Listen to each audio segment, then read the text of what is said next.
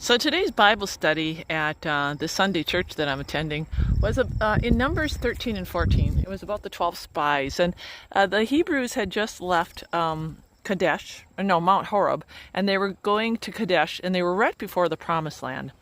And so the Lord had given Moses instruction to actually go and spy out the country that was before them, to see if it was fertile, to see, to check it out. And I think there's a great lesson there because, when God calls us to do something, it's okay to write down, to pray over, to seek, to check out the options.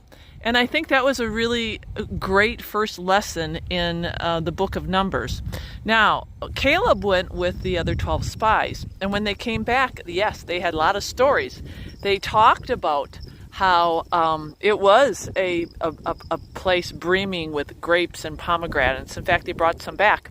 But they said there's giants in these places, and they're strong men, and pretty soon they had actually forgotten where God had delivered them from. Pretty soon their hopes had shrunk to what was called cowardly despair.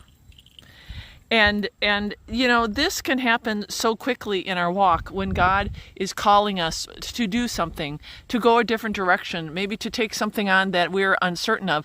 And then the people surrounding us, right? They start voicing their opinions. And what happens with that opinion? They bring us to the brink of despair, discouragement, because the other people have unbelieving hearts. In that study at the church, I was reading from Patriarchs and Prophets, and it said that the people did not reason. They did not reason. And in fact, they did not even reflect on the things that God had done. They just completely forgot. And they allowed these spies to pollute their minds and actually completely take God out of the equation and start relying on the right arm of the flesh. But then you have Caleb, who was strong in his faith, and he spoke with conviction, and he's like, we can do it. Come on, we've got God. And so we started talking about how we can get over these humps in this class. If God is for us, who can be against us? Do not rely on the right arm of the flesh. Do not go and ask the counsel of other people when there is something very, very important that the Lord has placed before you. Remember the Ebenezer. And at the end of the day, trust God. Trust God.